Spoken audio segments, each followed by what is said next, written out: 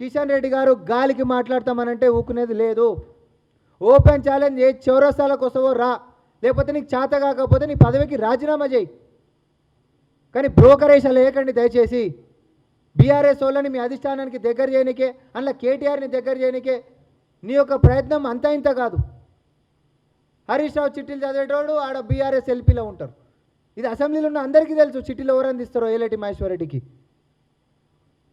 ఆయన చిట్టీలో నీళ్ళు చదువుతారు, ఈయన చిట్టీలో ఈయన ప్రెస్ మీట్లు పెట్టి మాట్లాడతాడు. మీకంటూ సొంత లైన్ లేదా? ఇది రాష్ట్రంలో మీకు భాగస్వామ్యం కాదా?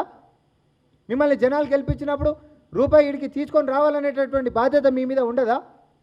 ఢిల్లీ లెక్క మరో నగరం లెక్క హైదరాబాద్ మారొద్దు అని అంటే మూసి ప్రక్షాళన జరగాలని చెప్పి ముఖ్యమంత్రి రేవంత్ రెడ్డి గారు మరి కంకణం కట్టుకొని కూర్చున్నప్పుడు కుంభకోణం అనేటటువంటి ఆరోపణలతోటి కాళ్ళలో కట్టలు పెట్టేటటువంటి ప్రయత్నాలు చేస్తున్నారు.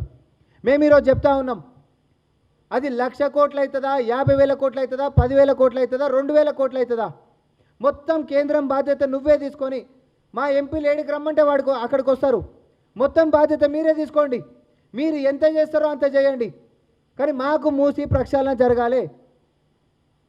కానీ చేసేటటువంటి ప్రయత్నానికి మాత్రం దయచేసి కాళ్ళలో కట్టెలు పెట్టొద్దని చెప్పి కోరుకుంటా ఉన్నాం.